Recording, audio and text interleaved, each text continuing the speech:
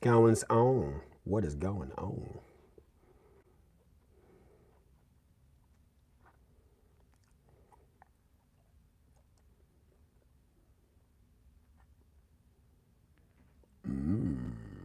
I see you, Tim. I see you, Tim.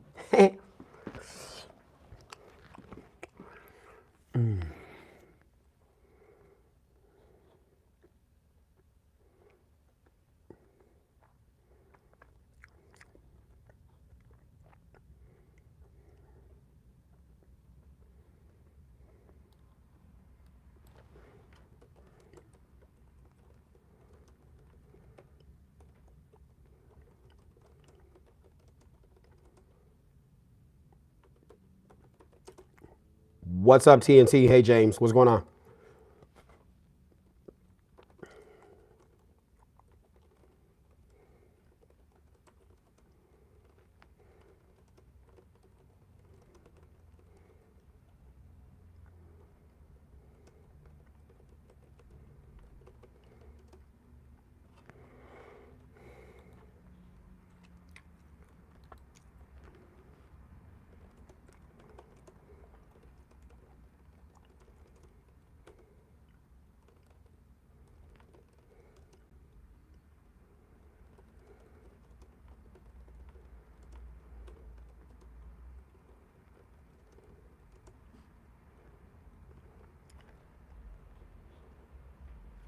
What's going on?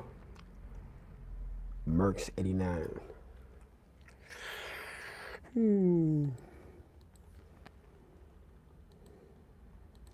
What's going on? Do me a favor. Share this. Ask me something you would ask a therapist.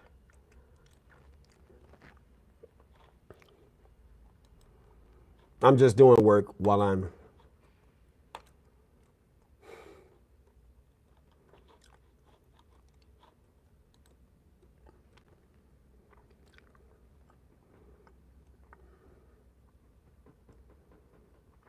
I'm not going to entertain any questions that have no value. Don't think because I have all these subs that I'm slave to your questions. I'll block you and move on. I'm not that kind of content creator. So if you're looking for a response from me,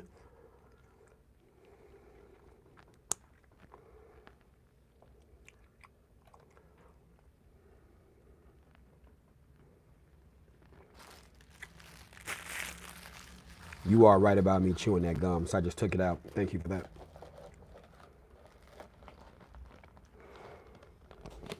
What's up, Jon Snow?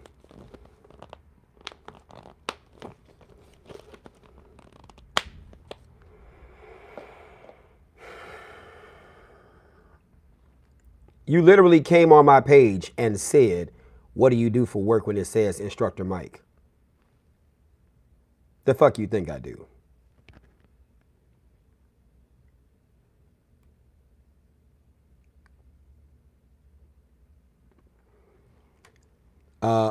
I think that Dan Bongino would be a great deputy director of the FBI.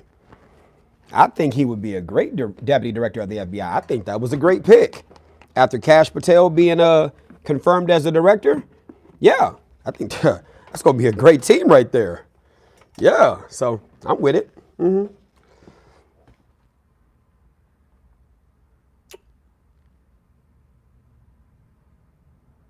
Marcus something. He said he's a golf instructor. Yeah, it said, look at my hoodie. It clearly says what I do. Do me a favor. Could you all smash that like button? Appreciate that. That'll get the conversation. Ask me something you would ask a therapist. That's what the title of this live is. I'm not just a firearms instructor. So that's why I titled the live with that title. Because I'm task switching too. I'm also working. It's either that or I go to TikTok. I mean, not that you care. I'm not making you try to say something. I'm just saying either you interact with me here or I just go to TikTok. You know what I'm saying? I want to have a conversation, therapeutic conversation. It's either you want to have it or you don't. No shame. It is what it is.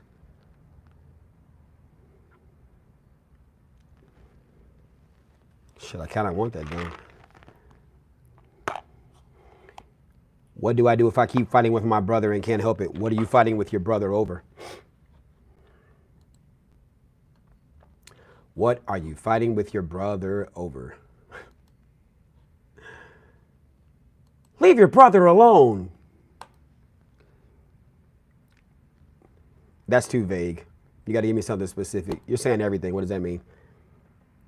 What's an easy and quick way for me to tell people I'm disabled? I struggle with this. I have a genetic debilitating condition that slowly disabled me.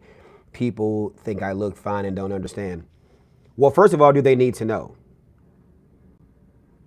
They need to know what's the utility of telling them? What does it get you? If it gets you telling them so they can understand you, so they can learn how to move with you and help you, you see what I'm saying? What's the utility of this behavior? All behavior is goal-oriented in communication. So what's the utility of that? You know, what's the use of you telling them that? If you're telling them this so they can understand you, so they can handle you better, you all can get things done better, then just tell them. Don't think about the feelings and stuff like that. Just tell them, well, this is the issue that I have to deal with. And so this may help you understand why I do X, why I do this. You see what I'm saying? It helps them understand that. I'm a combat veteran getting ready to get out the military, and I'm scared to adapt to the civilian sector of employment. Mason's memoirs, you know why that is? Because you may not understand psychologically. You may not understand that the military and law enforcement, along with other professions that help people, they are good at capitalizing on the unresolved issues that may be within you regarding the need to be needed. You see what I'm saying? The military capitalizes on that. And what do? You come into the military, you get camaraderie. And this is kind of like the old school military. What it is now, well, what it will be, I'm excited about. What it was during the Biden administration, that's something different. But there's a psychological need to be needed. And so trying to adapt to a civilian workforce, you may have to come to some realizations about who you are and what you expect so that this adaptation can be better. One, it's horrible out here. Why? Because look at the human condition. You see what I'm saying? Two, you're not going to get that camaraderie. Everybody does not have a spirit de corps. They do not have a sense of teamwork. You see what I'm saying? So your expectations of what you're getting when you get out here, that may be what you have to work with. They don't have to adapt to you. You have to adapt to it if you're going to work in that thing. You see what I'm saying? You don't get the 3 hots. You don't get there's a lot of things that the military does because they understand where they took you from and what's to you. They understand those things about you. And then they've been giving you this for the past 20 some odd years, whatever the case may be, and have even told you that you got certain things. Oh my God, you got PTSD, you got this, you got that.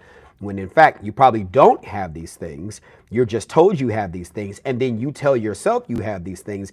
And then it becomes a self-fulfilling prophecy where you have adopted the identity of these things.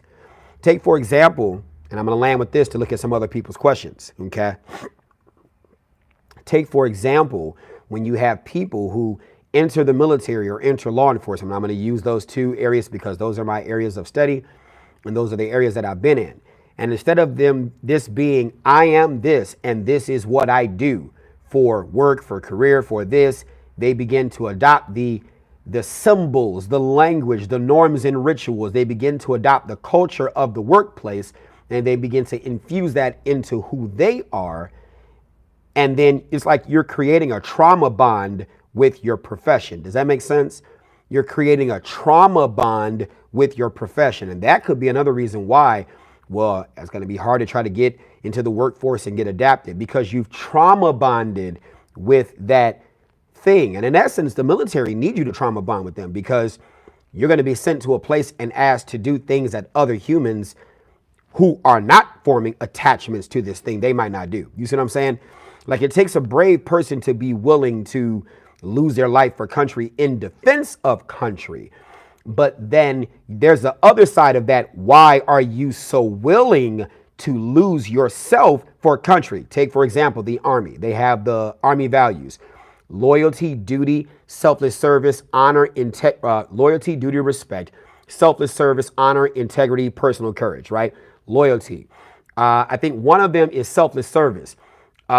Taking the Army, the needs of other people before your own. This is a value that you could only sell to someone who doesn't value themselves as much as they value the military. You see what I'm saying?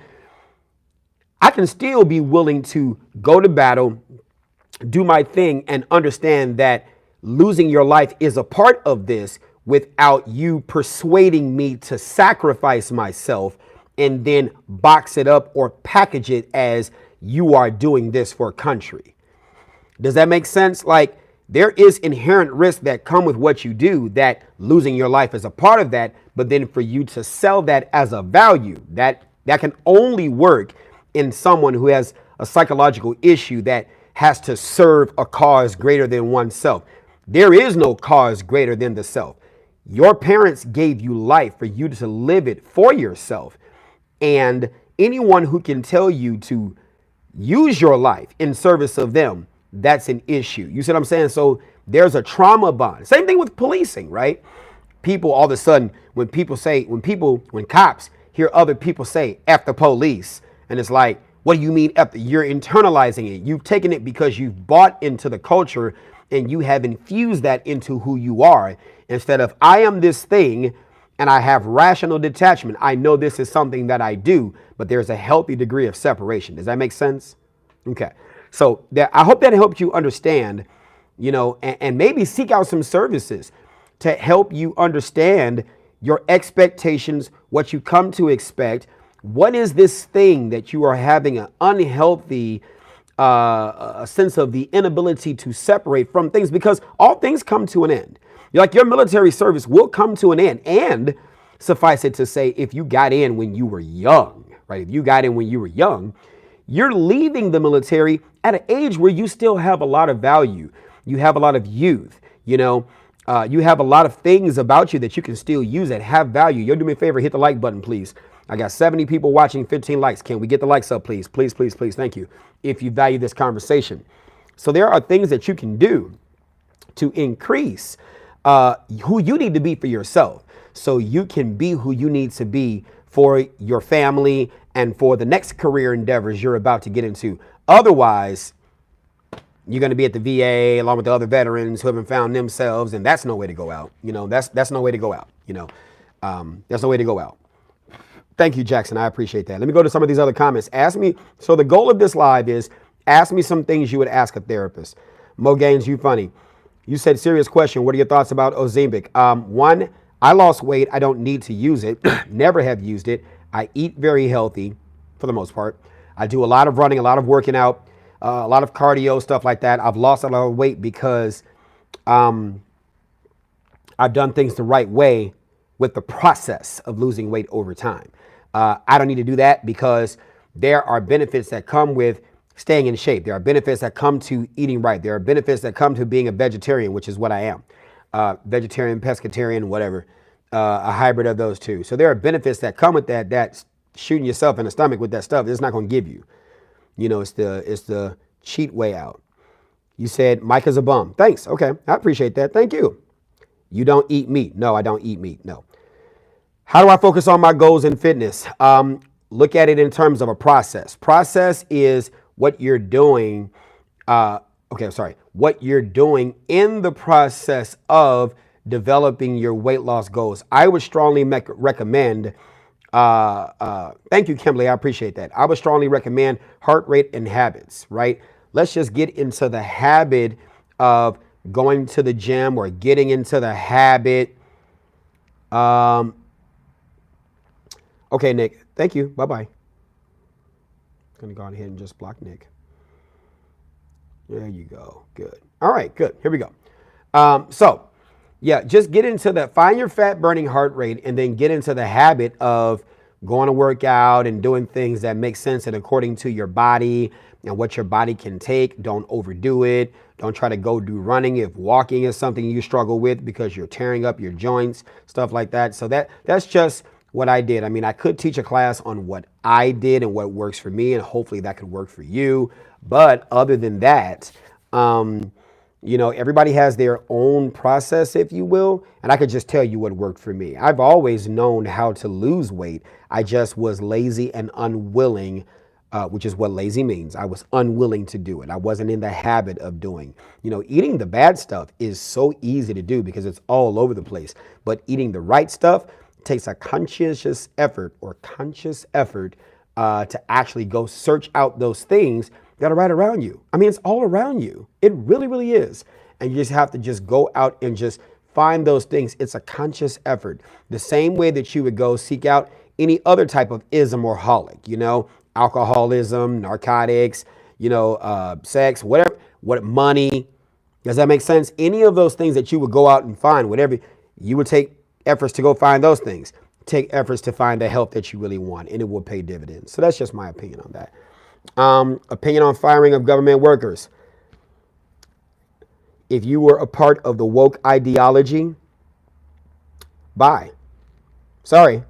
If you did not earn your job because of merit, bye. I'm with the meritocracy. I'm with you earning your job. See, the thing is, black culture doesn't value earning your job because black culture doesn't value education. Okay. Malcolm X talked about liberal whites and what they do to infuse. So, you know what I'm saying? Earn that shit. If you earn it, cool, whatever. You know what I'm saying? And then if you caught a stray because of it, I have sympathy for those who caught stray terminations or stray resignations because of that woke ideology. You see what I'm saying? You said Malcolm X was part white. I don't really care whether he was part white, part black. I don't care. I don't really care. I don't care. I learn from all kinds of people. So I don't care what his ethnicity was or what his mixture. I don't really care. It's the message that he's talking about. That's all I'm saying. So other than that, the only people I feel for are those who caught strays because of it. All right, Razor. Thank you. Have a great day. Good. There we go. Let me go ahead and send you on your way. There we go. Good. Yeah, so I won't be negatively engaging people, but I will be blocking and putting people in timeout because I don't have time for that. The word for this year and moving forward is equanimity. Equanimity. I'm responsible for my space. Okay. Thank you, Kimberly. I appreciate that. How do you deal? Dynasty 2427. Let me know you're still here. You said, how do you deal with traumatic, complicated grief compared to regular grief? Give me a context wherein you're asking that question. You are here. Okay, give me some context wherein you're asking that question. See, you would ask therapists these titles, these questions, and then use titles and stuff like that. Just tell me a situation. I like to deal with people in layman's terms. Don't get me wrong, I can use the big words too, but I like to deal with people in layman's terms. Will, you said vets fall under DEI, right? I'm not getting into that conversation. Here's some DEI for you. Do you read to your children every day? Every word in that book counts. I bet you don't. That's my DEI. Until you start reading for your kids, nothing matters. Until you start reading to them and educating them on the science of family and consumer sciences and family law, that's what matters. If you don't do that to them and for them, nothing matters. Moving on. Okay, thank you so much. I'm also 15 and I don't drink alcohol or smoke anything, but I'm the youngest person in my varsity basketball team and I'm always overlooked. So how do I let people see me? Wow. Okay. Really, I hope you are 15. Okay. 2, don't get in trouble. But you're not in trouble with me. So let me help you understand this. If in fact you are 15,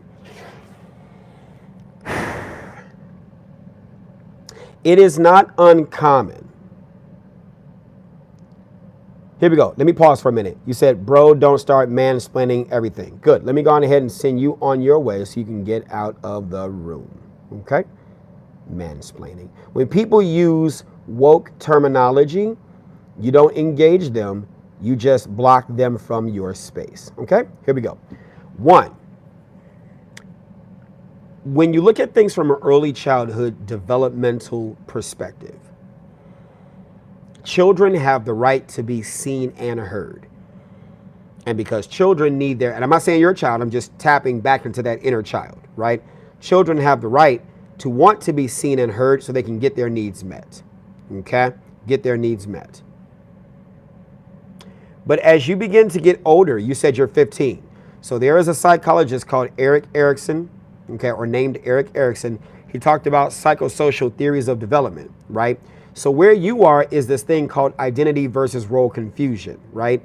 You are talking about how do I get people to see me? Let me ask you this. You said I'm always overlooked on the varsity basketball team. So how do I let people see me? One, do you see yourself and do you hear yourself? Do you see yourself and do you hear yourself? If you see yourself and you hear yourself, that's one. See and hear yourself. Validate your existence, right? Find things about you that you like, right?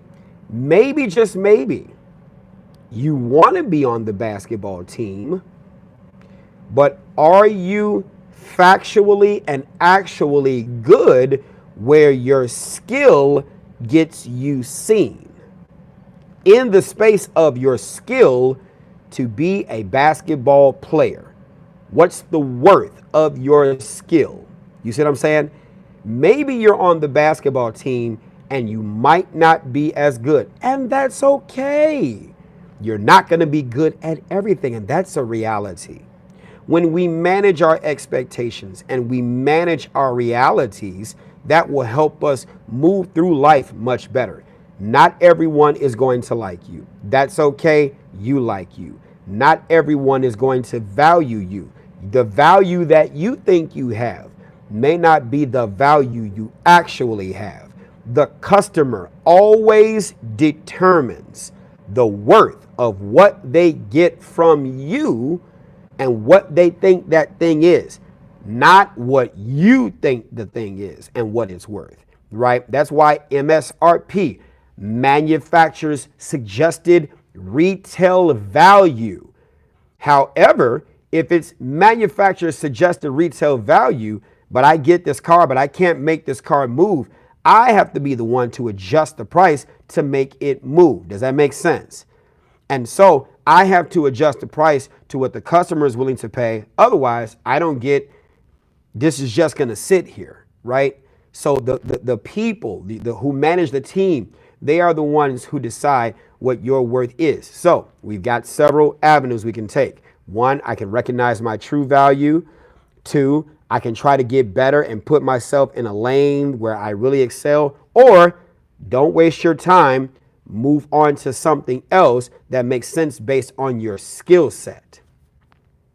Probably the best advice I can give you, best encouragement I can give you. You said, I've always been ranked top 50 in the country and don't understand why I'm not getting playing time on the team.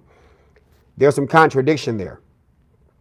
And I'm kind of curious as to one, whether or not you're 15, and two, whether or not you're saying something to really be seen and heard by me. Does that make sense? Okay. Here we go. Got it. All right. If you're top 50 in the country, then someone had to have seen you to put you in that ranking.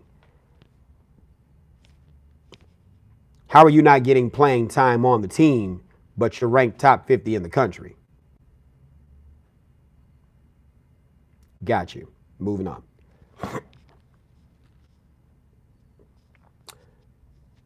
I get it, Will. Thank you.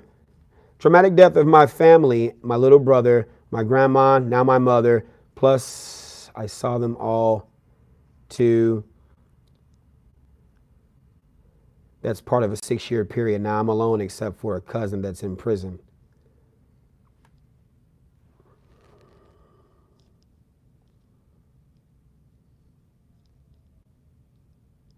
But you're alive. Alone doesn't mean you feel sad. It just means no one's there. Are you an adult? Can you move on and find yourself and develop things that you like to do by yourself? I'm just saying. What's up, Nico? How are you? You can do it. You can do it. You can do it if you want to do it. You can do it if you want to do it. Alpha Hoss, what's going on? Your videos really put my life into perspective. Thank you. I appreciate that. I'll get back to you, Dynasty. Give me 1 minute. Any advice for a small gun tuber? Be careful. I'm going to answer your question in a minute, Alpha Hoss. You said any advice for a small gun tuber? Be careful. These content platforms don't like it when you talk about just guns. There's more to life than just guns. I would recommend you honestly find another niche that you can lock on to and monetize because guns don't really fare too well. Like if I had to do things differently, I probably would have done something differently that had nothing to do with guns. There's more to life than just guns.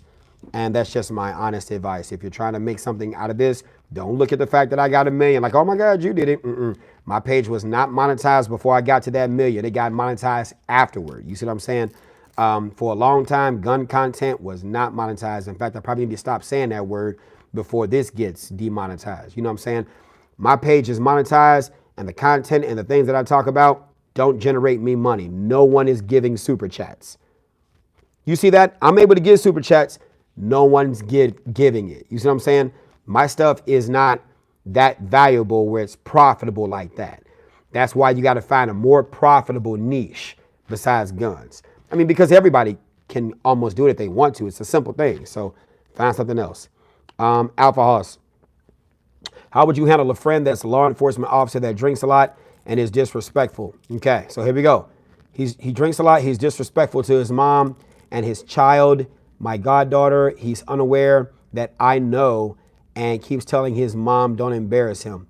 One, he has a right to be disrespectful. Disrespect means I just don't like the thing that I am showing that feeling toward. You're not entitled to any respect. No one is entitled to any respect, contrary to what you've been told, because the dictionary definition of respect says it's a feeling. You're not entitled to anyone's feelings, right? The second part of that definition is due regard for someone's feelings. We've been taught to think about other people's feelings and abandon our own. So you're not entitled to respect, right? Also, he likes to drink a lot. What is he trying to drown? What is he trying to drown? There's something there that he is using alcohol as a coping mechanism for, okay? And you said he's disrespectful to his mom and his child, your goddaughter. What's the relationship dynamics in that? There's some context. There's some things I'm missing. Does that make sense?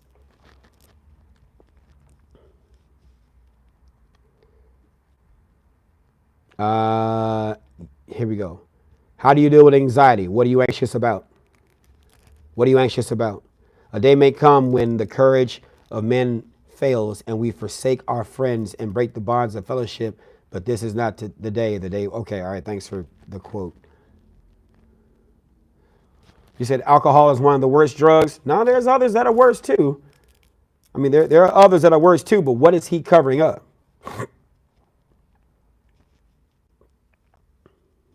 No, what is he covering up? There's something he's covering up. There's something he's trying to drown. What is that thing? What is that thing? Greetings from Serbia. Greetings to you.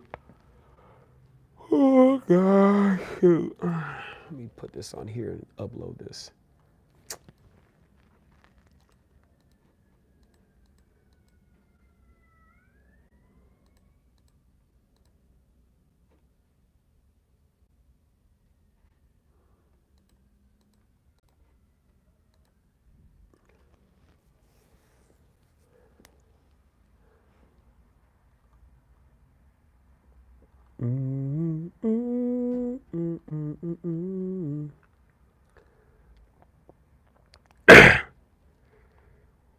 Can I scroll down and read? You mean scroll up?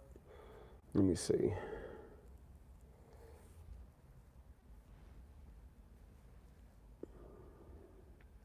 I feel broken on the inside. I can't shake it. I go to work to function, but deep inside I feel empty. What do you feel empty about? You feel broken on the inside. What do you feel empty about? See, YouTube doesn't like when a man talks about these things, right? If a woman was talking about these things, my live would go up. You see what I'm saying? You asked me something about a gun tuber with a YouTube channel. Here I am talking about things I'm qualified to speak on. And this platform just wants to hear about guns and taking people's lives. Guns and taking people's lives. That's why I said you got to break off into another niche. I don't want to just talk about guns. Bye, David.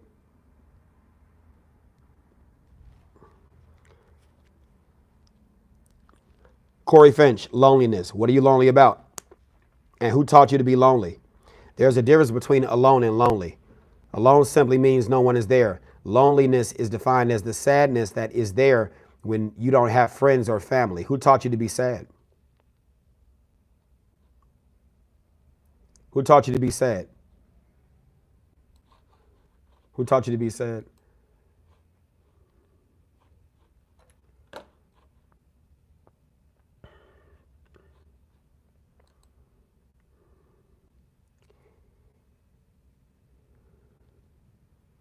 Growing up in foster care? Well, that could be a reason to be sad for sure. I get it.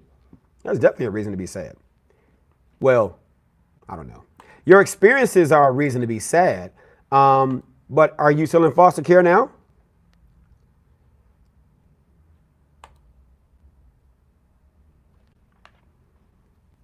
I mean, you can stay lonely if you want to be lonely. You can stay sad because no one is there.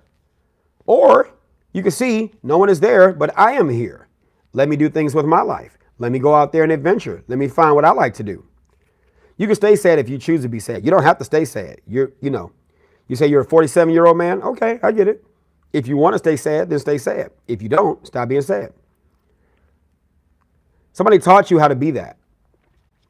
Corey, somebody taught you how to be that. Somebody taught you how to be sad. And here you are telling yourself you're sad. Stop telling yourself you're sad. Stop telling yourself you're sad. You're telling yourself how to feel.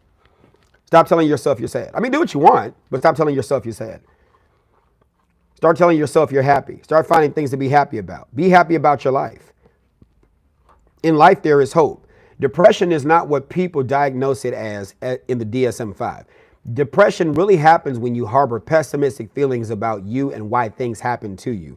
If you just take a chance to understand that you've been miseducated and misguided, and you actually reshape and refashion your thinking, you'll form better ways to explain why things happen to you. You are sad because you want to be sad. Stop wanting to be sad. You said, is it really that simple? Yes, it really is. I lost weight because I was honest with myself and said, I don't want to be fat anymore. So what did I do? Go out and find ways to reverse me being fat. It really is that simple. Stop telling yourself you're lonely. Loneliness is defined as the sadness, emotion, when no one is there. Alone simply means no one is there. Solitary means this is a road that you are traveling by yourself. Who taught you to be sad? You are walking around with someone else's emotions. Yes, Bernadette. And I saw your message. I'm honestly getting ready to refund that to you, and you got to go on Amazon and buy it because Amazon could get it to you faster than I can.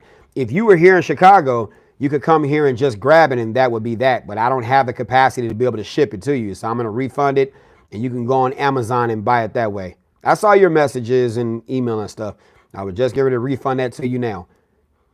Hi, thanks for your help. Any advice for anxiety and stop? Well, if you're in Chicago, I'm here in the office. Are you able to come to me? I got you. Yeah, I can give it to you now.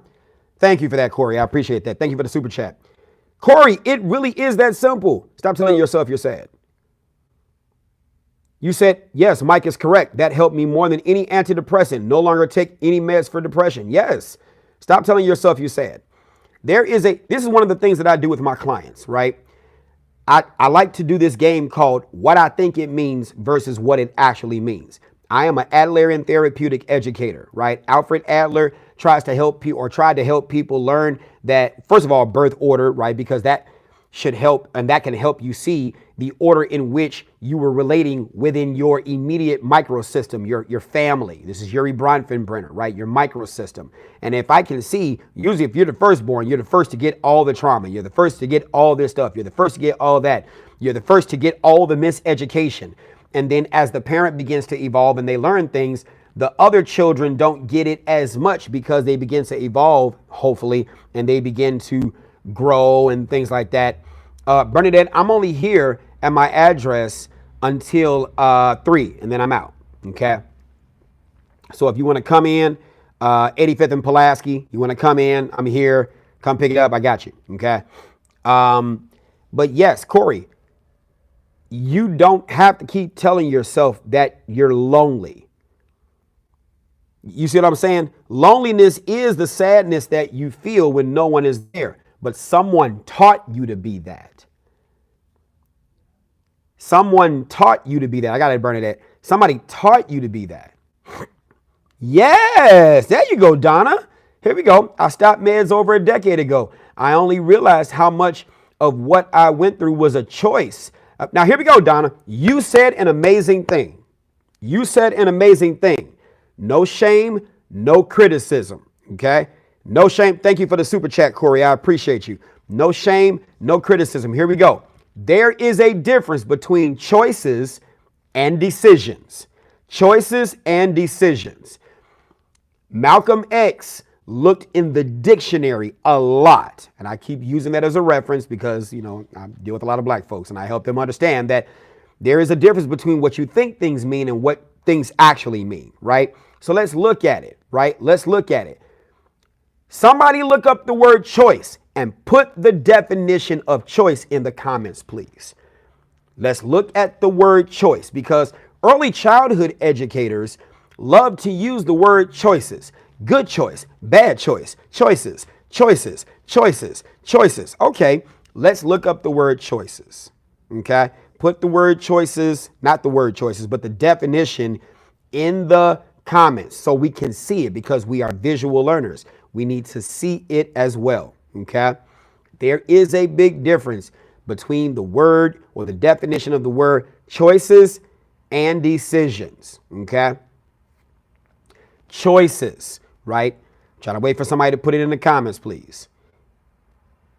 I got you, Grim Reaper. Give me 1 minute. I'm trying to wait for somebody to put it in the comments. I definitely want to answer that question for sure.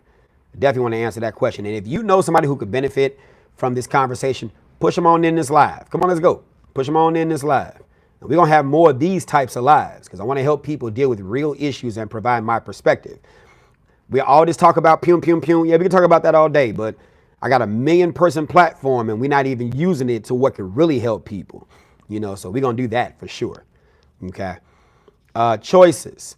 All right. So here we go. The definition of the word choices. You got a choice or a decision that you are making when looking at two or more possibilities. But then you look at the word decision and you look at, there we go, Donna. Here we go. The act of selecting or making a decision when faced with two or more possibilities. Now, someone look at the word decision. Put the word decisions. Okay, let's look at the word decisions because there is a difference between choices and decisions, right?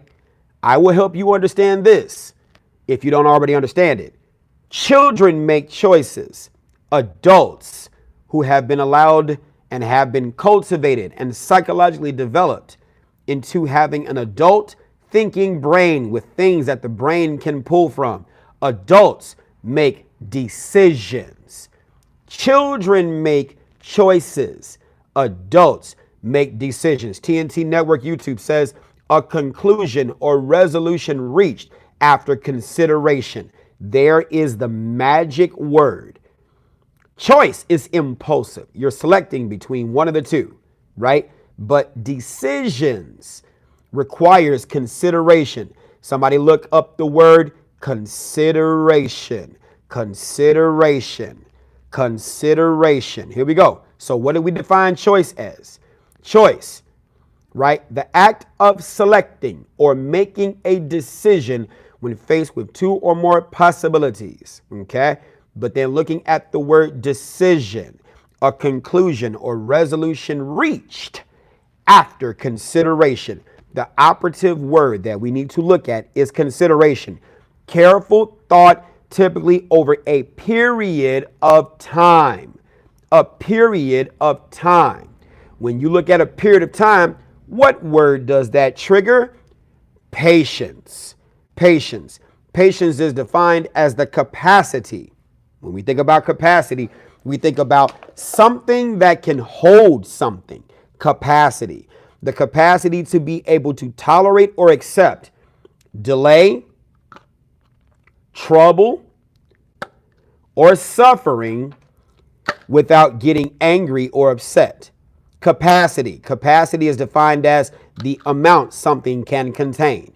Children don't have the capacity to wait over a period of time. That's why they make choices. But adults should be able to make decisions if they have been allowed to psychologically develop. Where they have been taught things that involve process. When you're talking about child development and we're talking about process art, we don't care what the outcome is, though we care what the outcome is. It is what it is. It's the process that we're enjoying. Then you have product art. Well, we already know what this thing is going to be. Take, for instance, I have a bunch of these and I tell children to paint these. Well, we know no matter what they paint, it's still going to be this. We already know what it's going to be. This is product art, right?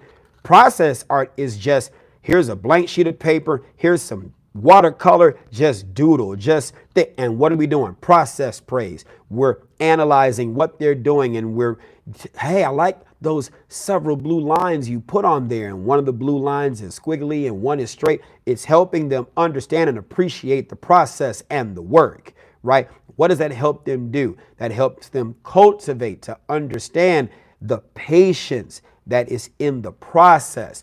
So their capacity to wait long before you choose wrong is strengthened. That's why a lot of adults make impulse choices on major life things because they haven't been taught things that involve process surrounding that thing that needs to be decided. Does that make sense?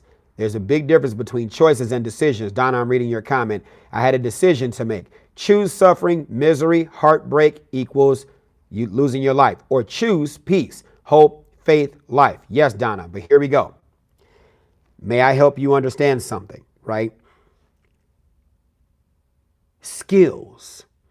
If we don't have skills to solve the problem, then we end up choosing hope, faith, and life, but we still don't know how to solve for X. Does that make sense? Like how you feel and what you can do to fix the issue is another story, right? Life and the things that we get into, they have problems that need to be solved in those things. If we don't have the skills to solve those problems, then no matter how we feel, right? No matter the hope, faith, things like that. Here we go. Faith. You said faith. Faith is the substance of things hoped for and the evidence of things not seen, right? And I'm going to tell you, in the black community, black pastors love to talk about faith.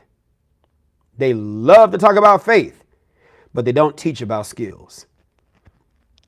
They love to talk about faith. Faith, the substance of things hoped for and the evidence of things not seen. Real teachers don't operate on faith. Real teachers teach skills so you don't need to have faith.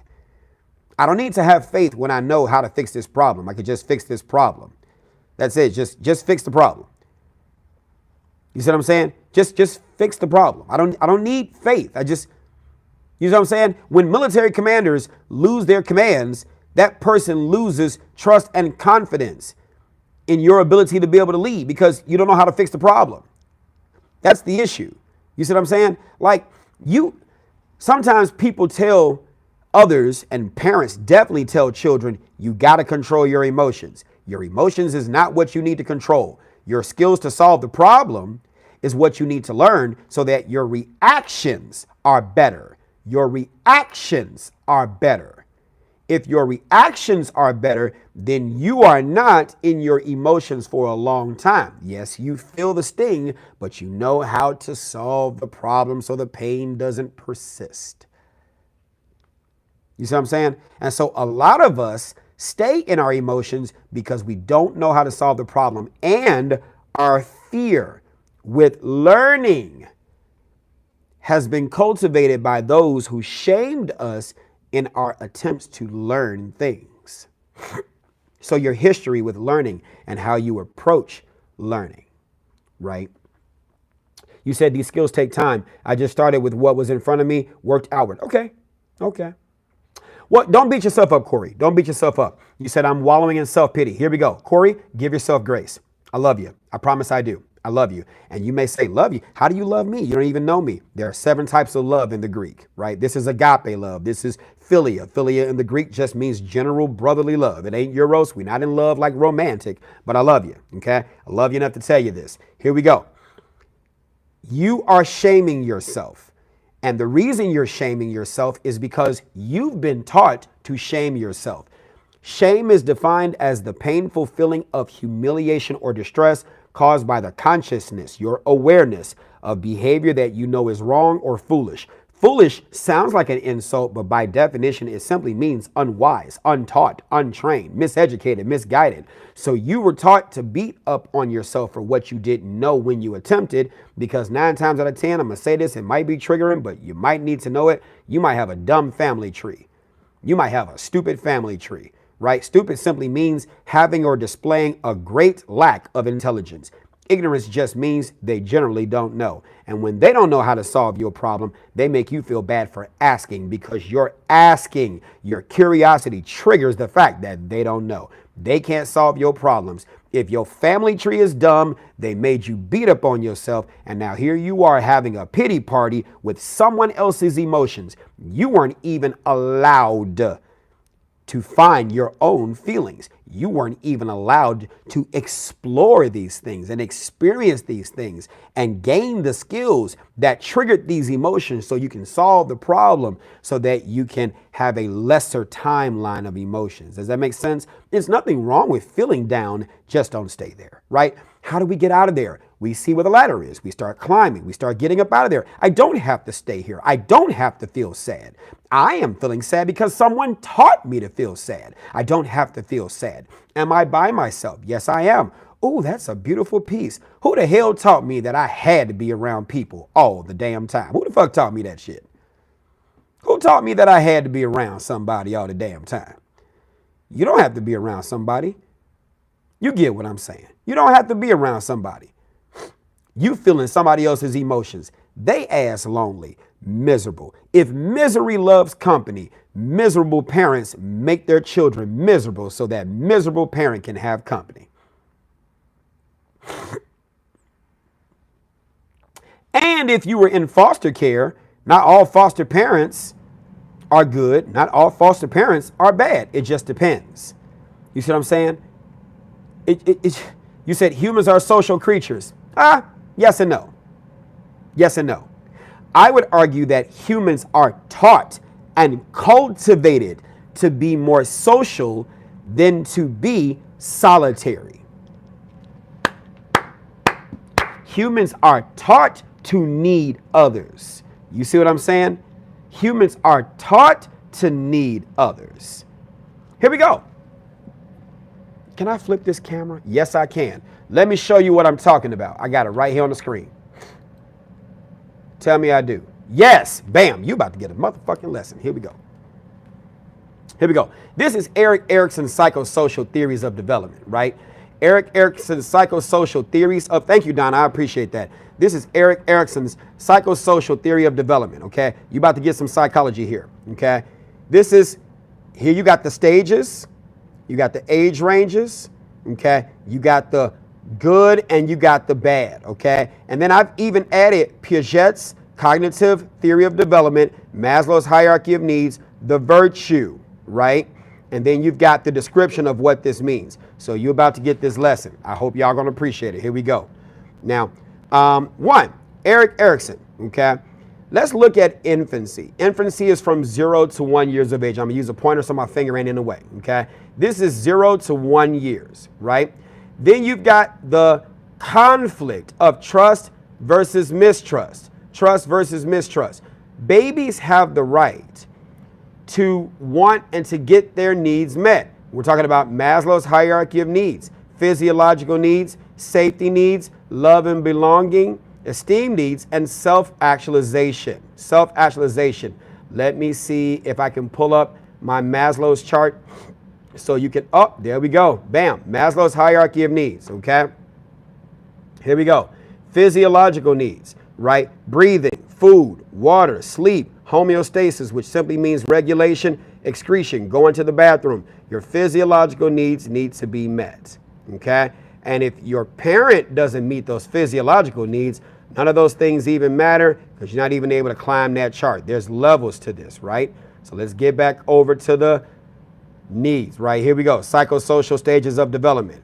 If you get your needs met, you develop a sense of trust. What does that mean?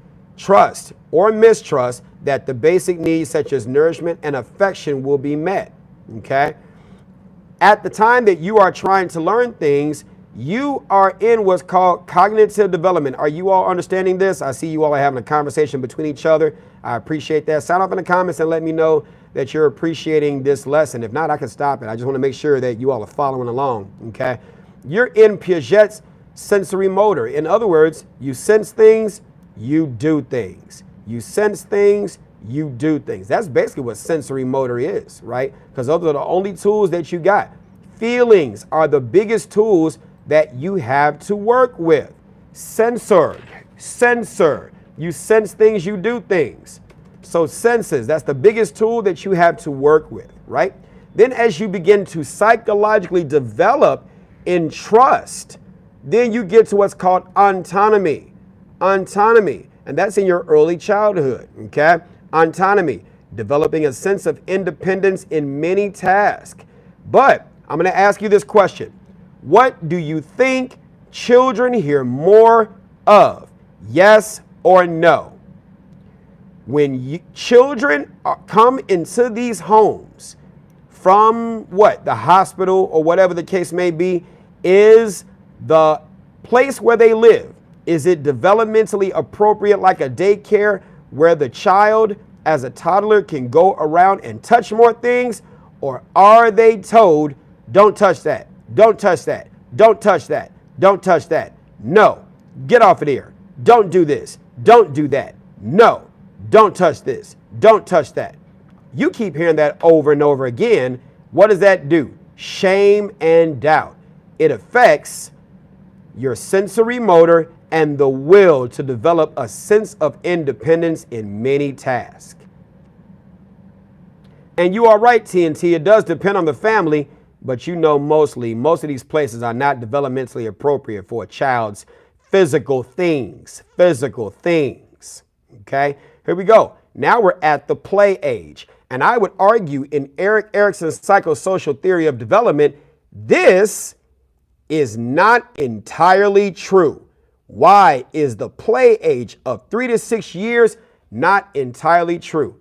I will show you. Give me one hot minute. Here we go. If you understand the stages of play, which I'm about to put on the screen, if you understand the stages of play, Mildred Martin talked about the stages of play. Here we go. Here are the stages of play. You've got unoccupied play, and that's from birth to 2 years of age. You've got solitary play, again from birth to 2 years of age. Onlooker play from 2.5 to 3.5 years of age. You've got parallel play from 3.5 to 4. You've got associative play from 4 to 4.5, and you've got cooperative play, right? So unoccupied, solitary, onlooker, parallel, associative, and play. And cooperative play. Jean Piaget said play is the language of children. So actually the play age actually starts from here as soon as they are born. They like to play.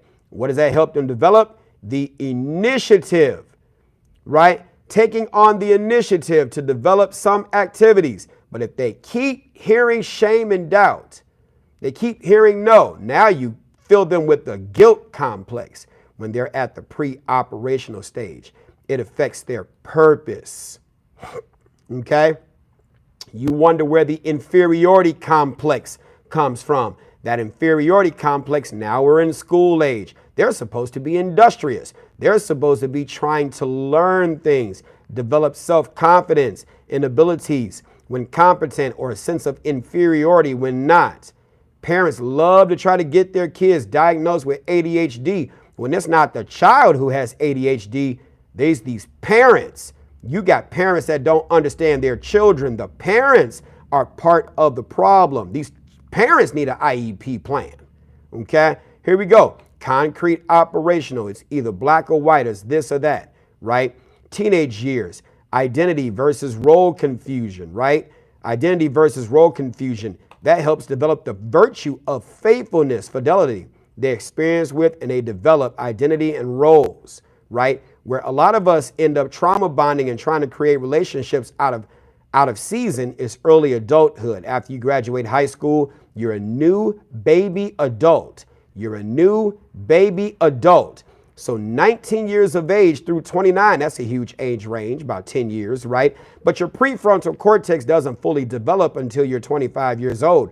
But that's the stage of intimacy versus isolation. So this is the reason why I'm talking about this, because I'm helping you understand that your parents weaponize isolation as a bad thing because your parents likely needed you to help them not feel lonely.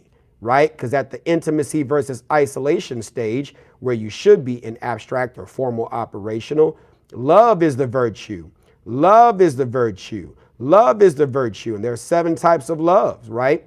Here we go. Establishing intimacy. Intimacy, being into yourself, right? Establishing intimacy and relationships with others. But how can you be intimate with someone else? How can you be intimate with someone else if you are not who you need to be for yourself? And so Erik Erikson makes isolation in that theory seem to be a bad thing, when in fact, isolation is a good thing, okay? There are times where you need to be isolated to find yourself. But if isolation, I think one of you said humans are social creatures. That is what you are taught. Now, there is context to that. You do need other humans to get things done, but you cannot be anything to anyone else until you are who you need to be for yourself. That's one of the things that I wrote in my first children's book, What I Tell Myself First. Here we go. What I Tell Myself First. You can find this on Amazon. What I Tell Myself First. Children's Real World Affirmations of Self-Esteem. Yes, I am an author. What I Tell Myself First. Okay, here we go. One of the affirmations in here is, I love me first. I must be selfish before I am selfless. I am no good to anyone else if I am not good to myself. I must do for myself first. I must protect myself first. This is the anti-isolation tool you need for yourself and your kid. Isolation is not a bad thing. Isolation can be a good thing. You can't be a good member of a team if you're not who you need to be for yourself. And then some of you are not a good member of that team because you're on the wrong team. Some of you are on teams you shouldn't even be in, right? I am beautiful or handsome. I will not be beautiful or handsome to everyone. That is okay. I am beautiful or handsome to me. I like me. Not everyone will like me. That is okay. I like me. Does that make sense? I'm just saying, do what you want, baby. But look, you got to pull yourself out this depression. You in that hole because somebody put you in there. You in that hole because somebody put you in there. You in that hole because somebody put you in there. Change can be good. Change can be bad. Change can be happy. Change can be sad. I can change some things. I will change some things. I won't change other things. This is a reality. This is reality. You can go on Amazon and buy this book. This is reality. This is reality. You're not going to be able to change everything. That's not real. That's not a real thing. Okay? The earlier you get your kids grounded in reality, the better things will be. I'm a Stoic philosopher. Marcus Aurelius, Epictetus, Seneca. Does that make sense? I'm a Stoic type of person, right? The more you get them grounded in reality, the better their life will be. The name of it, here we go. What I Tell Myself First. What I Tell Myself First. Children's Real World Affirmations of Self-Esteem. Why did I say real world affirmations? Because I hate to say it, but a percentage of people come up with fake affirmations that's just person praise. When you tell your child all the time, I am smart, I am great, I am bright, I am light, I am enough. Boy, I am enough flies in the face of evolution. That is person praise. You are teaching yourself to seek validation and compliments from other people instead of teaching them how to compliment themselves. I am great at what? I am light. Where? I am enough. Are you? You're not enough for everybody. You're not enough for everything. Enough. What's the definition of enough? Finished, complete. But as a constructivist, you are constructing knowledge as you are moving forward. So why would you tell yourself you're enough? Why would you do that to yourself? You're destroying your own self-esteem.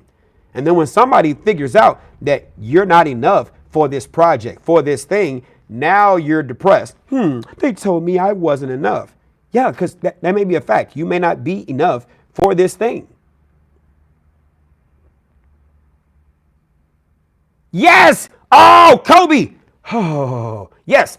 The two most harmful words in the English language are good job. Yes. And I'll tell you why. Good job.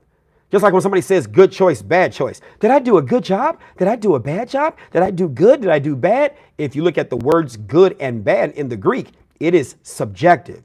Do you think you did a job? Did you complete the job? Do you think this is good? Do you think this is bad? Do you think, better yet, why are you even putting a grade on it? Did you meet the standard? Does it work? What's its utility? There are other things we can analyze, beside that which is good.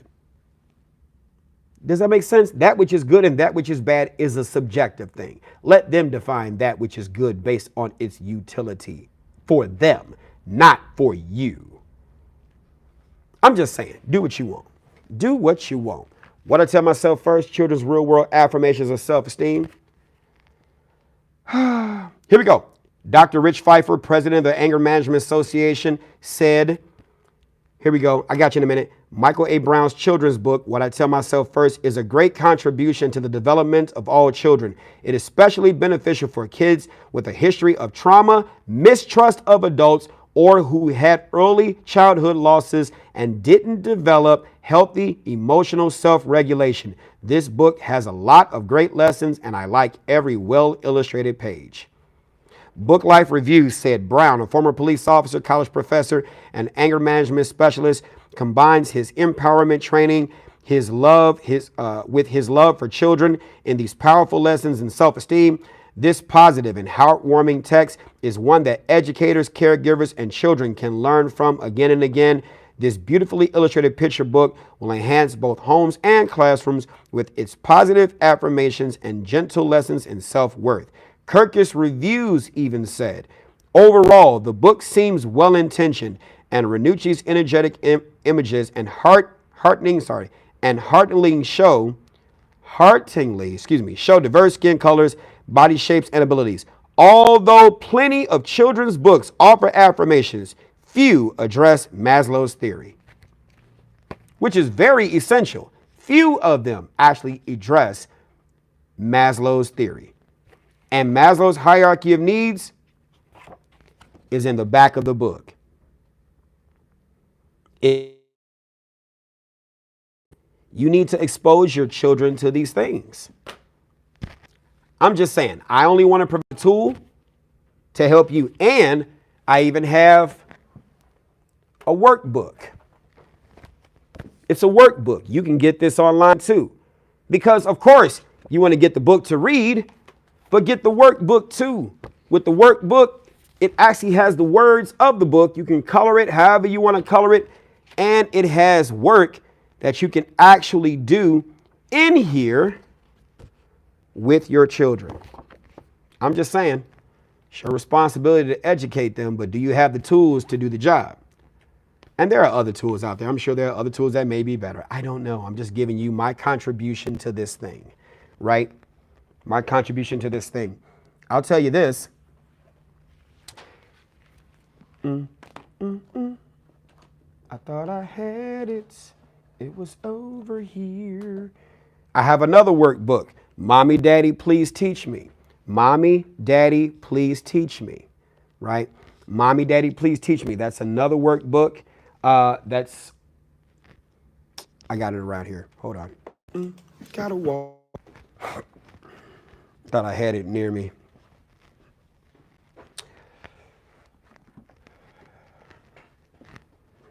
This is how the workbook looks. Mommy, Daddy, please teach me. Okay.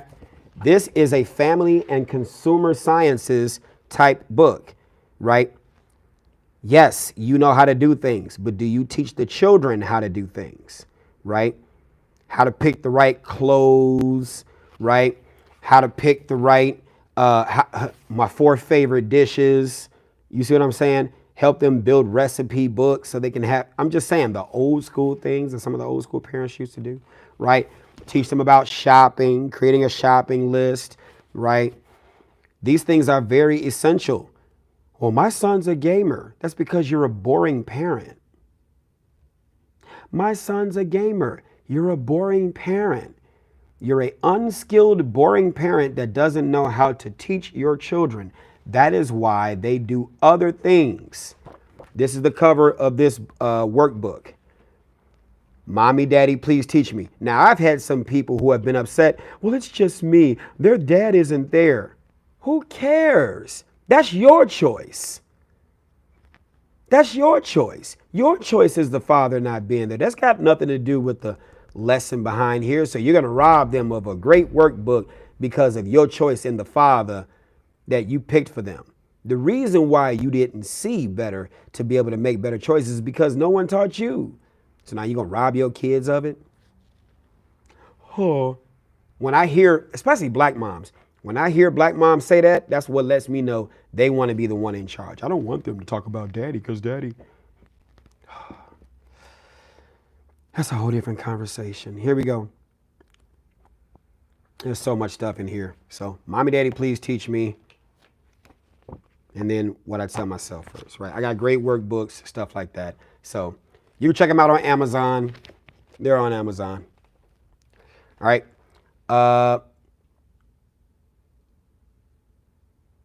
You said your video is reversed sideways. It could be how you're looking at it. It's not reversed sideways for me. Could be how you're looking at it. I don't know. All right. I got things to do. I appreciate it, Corey. Thank you for the cash apps. Not the cash app, but thank you for the super chats too. I appreciate that.